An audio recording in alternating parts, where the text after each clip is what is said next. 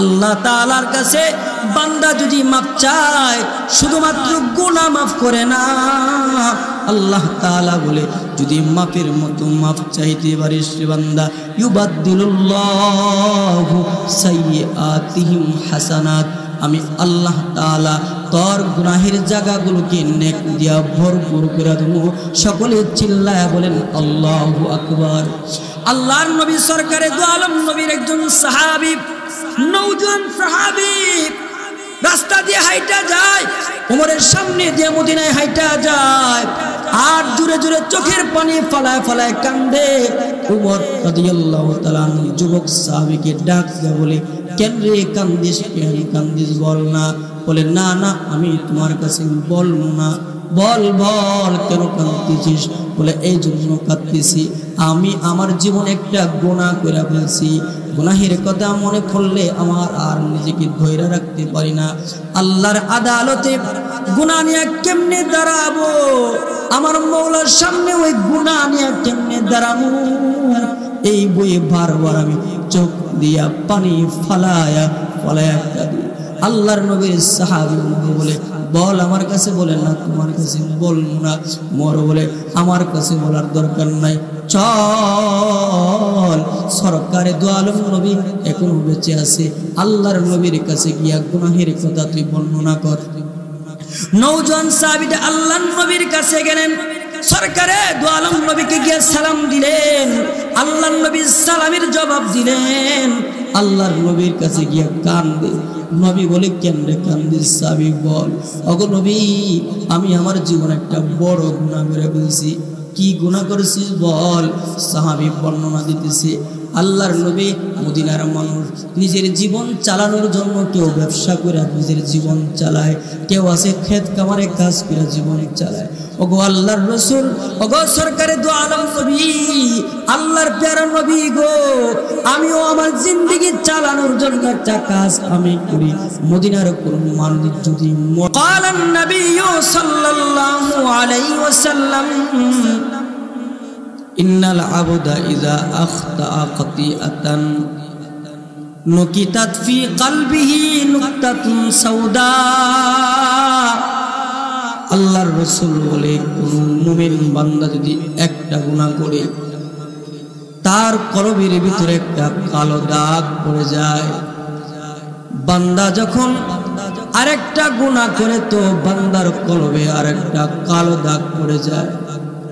এভাবে যখন গুনাহের উপরে ইসরার হয়ে যায়, বান্দা যখন গুনাহ করতেই থাকে, গুনাহ করতেই থাকে, গুনাহ করতেই থাকে, একটা সময় তার স্পর্শকাতর কলব, ওই যে পরিষ্কার পরিচ্ছন্ন কলবটার সাদা থাকে না, এটা পুরাটাই কালো হয়ে যায়।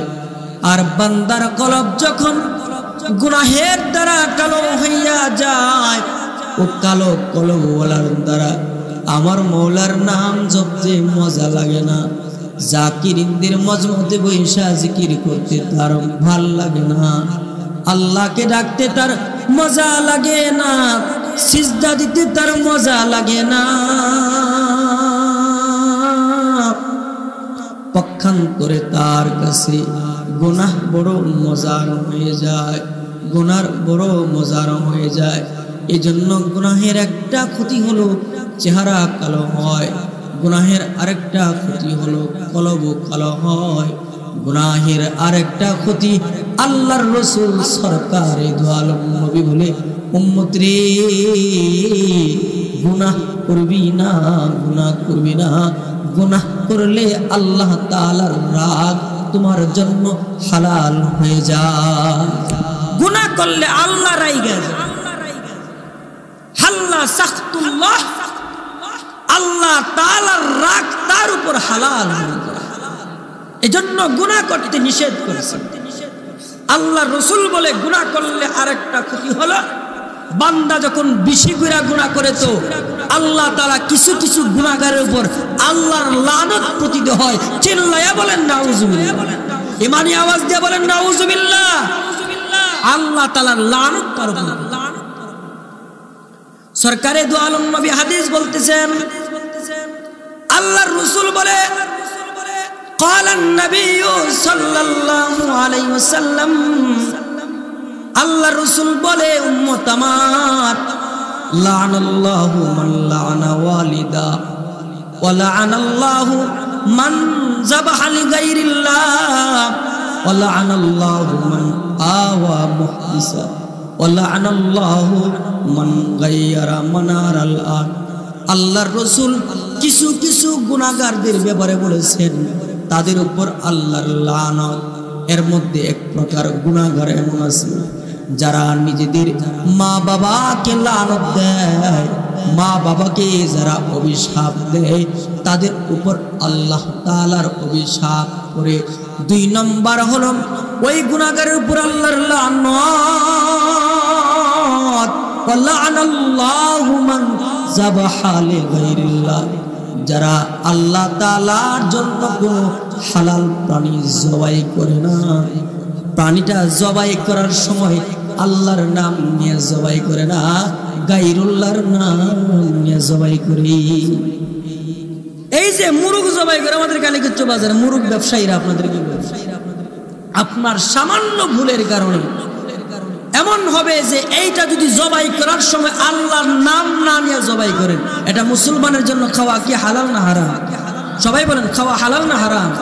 এজন্য ক্রেতা এবং বিক্রেতা উভয়ের সতর্কতা অবলম্বন করা দরকার। যেন আপনি যদি ক্রেতা হয়ে দেখেন কিনে থাকেন, আপনি দাঁড়ায়া বলবেন জবাই কর, বিসমিল্লাহ করে জবাই কর, মানে তোর এটা নমুনা, ঠিক কিনা জোরে কর। মুসলমান হারাম খাইতে পারে না। আজকে মুসলমানের বাচ্চা নামাজ পড়ে না কেন? মুসলমানের বাচ্চা নাস্তিক হচ্ছে কেন? মুসলমানের বাচ্চার পেটের ভিতরে হালাল যায় না তাই, ঠিক কিনা জোরে বলে। এজন্য আমাদের কালীগঞ্জ বাজারে যে সমস্ত ব্যবসায়ীরা, মুরগ ব্যবসায়ীরা আছেন, গরু ব্যবসায়ী যারা আছেন, গরু জবাই করেন, আপনাদেরকে বলবো জবাই করার সময় সতর্কতা অবলম্বন করে আল্লাহর নাম নিয়ে জবাই করুন, আল্লাহর নাম নিয়ে জবাই। রাসূল বলে যেই প্রাণী জবাই করার সময় আল্লাহর নাম নিয়ে জবাই হলো না, এটা খাওয়া হারাম, তার উপর আল্লাহর লান, আল্লাহর লান, আল্লাহর লান। নবীজি বলেন আল্লাহর লানত কার উপর? ওয়ালানাল্লাহু মান আওয়া মুহদিসা, যে কোনো বিদআতিকে জায়গা দিবে, বিদআতিকে জায়গা দেওয়াটা এটা আল্লাহর উপর, আল্লাহর লানত তার উপর পতিত।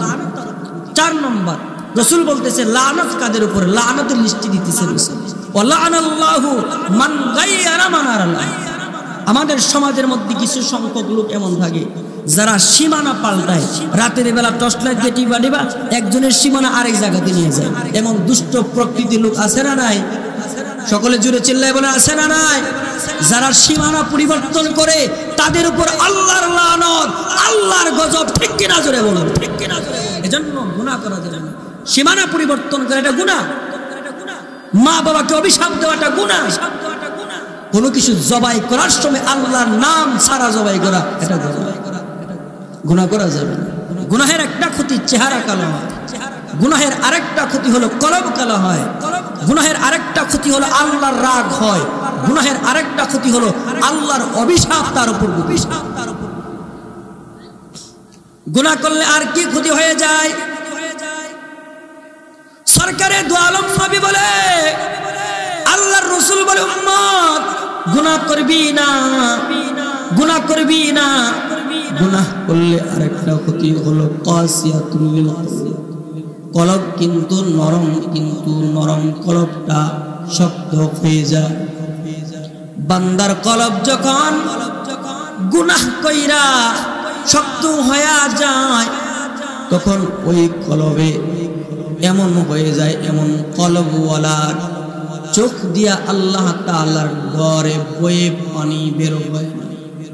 অথচ আল্লাহ তাআলার বয়ে যদি কালীগঞ্জের কোন যুবক কান্দে, আল্লাহ তাআলার বয়ে যদি কোন মুসলমান কাঁদে, আর যদি বলে আল্লাহ আমি আর কখনো গুনাহ করব না, অতীত জিন্দেগির উপর যদি লজ্জিত হয়ে যায়, ভবিষ্যতে গুনাহ করবে না, গুনাহ করবে না, এমন একটা ওয়াদা দিয়া যদি এক ফোঁটা চোখের পানিও ফেলে, এক ফোঁটা চোখের পানির কত দাম। আল্লাহর রাসূল এক হাদিসের মধ্যে বলেন আইনান লা তামুসুহুমান নার, আইনুন বাকাত মিন খাশিয়াতিল্লাহ ওয়া আইনুন বাতাত তাহরুসু ফি সাবিলিল্লাহ। আল্লাহ রাসূল বলে উম্মত এমন দুইটা চোখ আছে যে দুইটা চোখ রে আমার মওলা আমার আল্লাহ জাহান্নামের আগুনের সঙ্গে মিশাবে না, জাহান্নামের আগুন তাকে স্পর্শ করতে পারবে না। এর মধ্যে একটা চোখ হলো আইনুন বাকাত মিন খাশিয়াতিল্লাহ, যে চোখটা আমার আল্লাহ তাআলার বই কান্দে, আমার মওলার ডরে চোখ দিয়া টপকায়া টপকায়া পানি পড়ে। আমার নবী শুধু এতটুকুই বলে নাই, আল্লাহর নবী আরো বলেন ক্বালান নবী সাল্লাল্লাহু আলাইহি ওয়াসাল্লাম মান বাকা মিন খাশিয়াতিল্লাহ হারামাল্লাহু আলাইহিন নার। আল্লাহর রাসূল বলে কেউ যদি আল্লাহ তাআলার আদালতে দাঁড়াইবার ওই কান্দে, নিজের গুনাহের কথা স্মরণ করে করে যদি আল্লাহর দরবারে কাঁদবার করে, নবীজি বলেন সেই তো তার চোখ দিয়ে পানি ফালাইল না রে, তার জন্য জানে জাহান্নামের আগুনটা কি হারাম করে ফেললো। আল্লাহু আকবার বলেন, সবাই জোরে জোরে বলে আল্লাহু আকবার। এক ফোঁটা চোখের পানির কত দাম। দোস্ত তুমি তো হাসতে পারো, এখন কাঁদতে জানো না। কাদার এখন মজমা খুব কম, হাসার মজমা খুব বেশি। এখন তো ওয়াজের মজমাগুলো হাসির মজমা হয়ে গেছে, বহু জায়গাতে দেখা যায়। ঠিক কিনা জোরে বলেন, ঠিক কিনা? এগুলা তো হাসার মজমা না, কাদার মজমা ছিল। আজকে তো হাসার মজমার অভাব, চোখ দিয়া পানি আসে। নবী আলাইহিস সালাতু ওয়াস সালাম কে সাহাবী বলতেছেন, ওগো সরকারে দো আলম নবী বিমা আত্তাকিন নার, কোন জিনিসের দ্বারা জাহান্নামের আগুন থেকে বাঁচা যায়? আল্লাহ রাসূল এক বাক্যে জবাব দিছে, বিদুমুল আইনিক, হে আমার উম্মত, আল্লাহর ডরে যদি চোখের পানি ফলাই দিতে পারে, এই চোখের পানি দিয়া জাহান্নামের আগুন কি নিবানো যায়? আল্লাহু আকবার বল। জাহান্নামের আগুন নিভা যায় চোখের পানি দিয়ে। অথচ জাহান্নামের আগুনের কত পাওয়ার! আল্লাহ রাসূল বলেন নারুকুম জুজউম মিন সাবঈনা জুজআম মিন নার। দুনিয়ার আগুনের চাইতে জাহান্নামের আগুন 69 গুণ বেশি পাওয়ার। আল্লাহু আকবার বলেন। সরকারে দো আলম নবী বলেন وقال النبي صلى الله عليه وسلم اوقد على النار الف سنه حتى احمرت ثم اوقد عليها الف سنه حتى ابيضت ثم اوقد عليها الف سنه حتى اسودت। সরকারে দো আলম নবী বলে জাহান্নামের আগুন কেমন জানো? জানো রে উম্মত, জানো জাহান্নামের আগুনকে 1000 বছর পর্যন্ত জ্বালানোর পরে তার কালার হুজুর রং হুজুর লাল, আরো 1000 বছর পর্যন্ত জ্বালানোর পরে জাহান্নামের কালার হুজুর সাদা, এরপরে আরো 3000 বছর পর্যন্ত জাহান্নামের আগুনকে জ্বালানোর পরে আল্লাহর রাসূল বলে বর্তমান জাহান্নামের আগুনের কালার হলো কালো। নাউজুবিল্লাহ জোরে বলে। এত বড় কঠিন জাহান্নাম থেকে বাঁচা যায়, জাহান্নামের আগুনকে নিবানো যায় কি দিয়া? এক ফোঁটা চোখের পানি। এজন্য আল্লাহ তাআলার কাছে কাঁদবেন। আল্লাহ তাআলা বলছে ইবকু বান্দা কাঁদো, এই আমার বান্দা কাঁদ। আমার আল্লাহ তাআলার কাছে আল বুকা ইনদান নাদামা, যারা নিজের গুনাহের প্রতি স্মরণ করে কান্দে, এমন কাফেলাকে আমার আল্লাহ বড় ভালোবাসে, আমার মওলা বড় মহব্বত করে। এই জন্যই তো আমার মওলাই কারীম বারবার গুনাহগারদেরকে ডাকছে, আয় রে গুনাহগার আয়, আমি মওলার কাছে আয়। জিন্দেগিতে কত গুনাহ করেছি, আমার কাছে মাফ চাই, আমি মওলা ওয়াদা দিলাম তোরে মাফ করে দেব। মুহাদ্দিস সাহেব হুজুর এখানে আছে। আল্লাহর রাসূল হাদিসের মধ্যে বলেন, শেষ রাত্রিতে আল্লাহ তাআলা সামায়ে দুনিয়াতে আইসা বান্দারে ডাকে, গুনাহগারের ডাকে, আলা মিন মুস্তাগফিরিন ফাগফির। কে রে গুনাহ করে নিজের জীবনকে বরবাদ করছিস, আয় আয় আয়, আমি মওলা রহমান মওলার কাছে আয়, আমি গাফফার মওলার কাছে আয়, আমার কাছে মাফ চা, আমি মওলা তোকে মাফ করে দেব।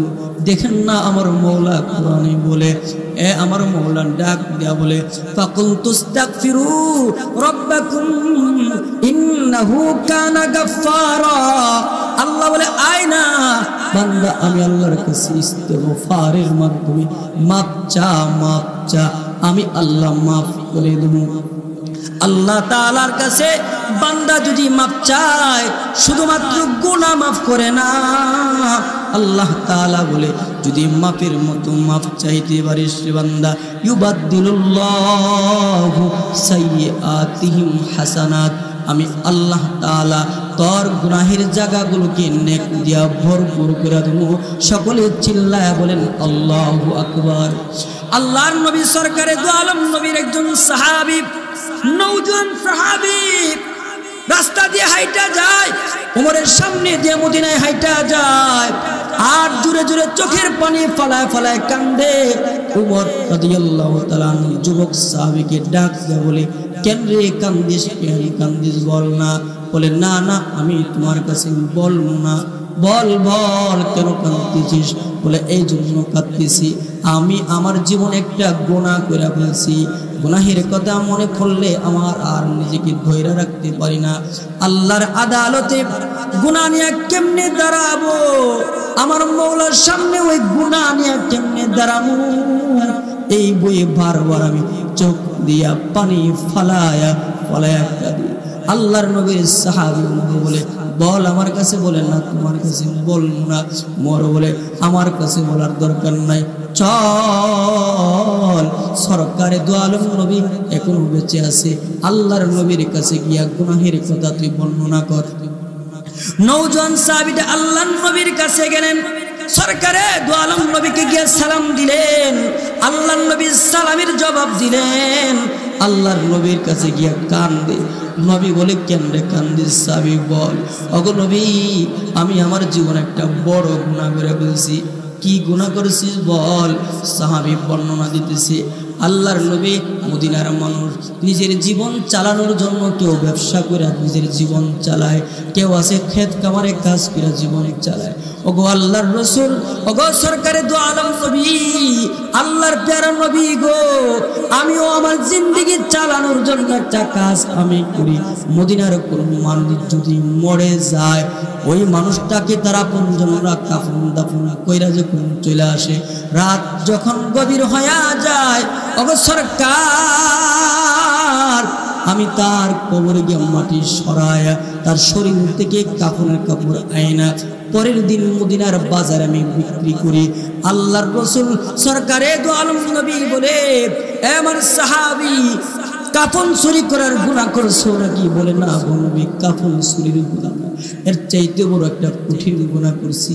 কি এমন গুনাহ করছো যে গুনার জন্য তুই বারবার কাঁদতেছিস?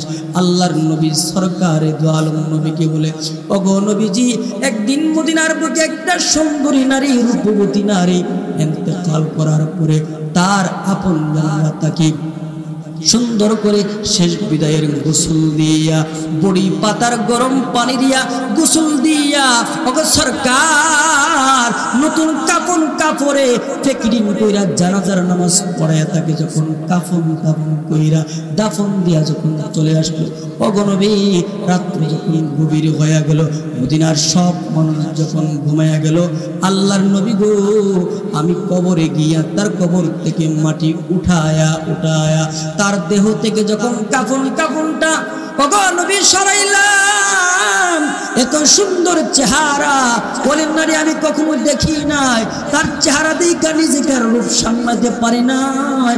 ওগো সরকার দু আলম নবী, মুর্দা নারীর সঙ্গে আমি কবরে জিনা করলাম। আল্লাহর নবী গো, জিনা কইরা যখন আমি চলে আসবো, তখন মুর্দা নারীটার জবান কইলা গেছি। মুর্দা নারীটা আমার ডাক দেয়া বলে, এই জালেম, কি করলি রে তুই? আমার কি করলি? আমার মা বাবা আমাকে শেষ গোসল দিয়া পাক পবিত্র বানায়া কিয়ামত পর্যন্ত পাক পবিত্র বানায়া আমাকে কবরে রেখে গেছে, আমি যেন পাক হইয়া আল্লাহর আদালতে দাঁড়াইবার পারি। কিন্তু তুই তোমার নাপাক করে দিলে, আমি তোরে ছাড়মু না, আমি তোরে ছাড়মু না। আল্লাহর আদালতে তোর নামে বিচার দেব। নবীজিকে এমন কথা বলার পরে নবী আলাইহিস সালাম ওই যুবক সাহাবীটাকে নবীজি তাড়ায়া দিলেন। আল্লাহর নবী সরকারে দু আলম নবী বলে, যা রে যা, তোর মতো নাফরমানের চেহারা যেন আমি না দেখি। আল্লাহর রাসূল সরকারে দু আলম নবীর থেকে যখন যুবকটা চইলা গেল, আল্লাহর নবীর থেকে যাওয়ার পরে যুবকটা পাহাড় দেশে গিয়া আল্লাহর কাছে কাঁদছে, আল্লাহকে গিয়া ডাকছে, মৌলা রে তুমি মাফ করে দাও, ও মৌলা তুমি মাফ করে দাও। আল্লাহর কাছে 1 মাস কাঁদার পরে সরকারে দু আলম নবীর কাছে জিবরাইল আমিন আসছে। আল্লাহর নবী কাইসা বলে, ওগো নবী বলেন আসমান কে বানাইছে? নবীজি জবাব দিলেন, আল্লাহ। জমিন কে বানাইছে? বলে আল্লাহ। ওগো নবী মানুষ কে বানাইছে? বলে আল্লাহ। মানুষের মধ্যে গুনাহের যোগ্যতা কে দিছে? আল্লাহ রাসূল বলে আল্লাহ। মানুষ যদি গুনাহ কইরা আল্লাহর কাছে মাপ চায়, ক্ষমা করবে কে? বলে আল্লাহ। যদি আল্লাহ ক্ষমা করে থাকে, 1 মাস পূর্বে আপনার কাছে একটা লোক আসছিল, যুবক আসছিল, মুর্দা নারীর সঙ্গে জিনা করে আপনার কাছে বলছিল, আপনি তাকে দূর দূর করে তাড়াইয়া দিয়েছেন। ওগো নবী, যদিও আপনি তাকে তাড়াইয়া দিয়েছেন, কিন্তু আল্লাহর কাছে এমন কান্দা কাঁদছে, আল্লাহ তাআলা তার গুনাহ শুধু মাফ করে নাই, আপনাকে জানাই দিছে আপনি যেন তার জন্য তার মাগফিরাতের ঘোষণাটা দিয়ে দেন। আল্লাহু আকবার। এজন্য গুনাহ যারা করছেন, ডর নাই, ভয় নাই, আল্লাহর কাছে মাফ চাইতে হবে। মাফ চাইতে রাজি আছি ইনশাআল্লাহ। এর আগে আপনাদের কাছে একটা ওয়াদা নিতে চাই। এই যে মাহফিলের পরিবেশটা হয়েছে, ভালো লাগতেছে সবার কাছে?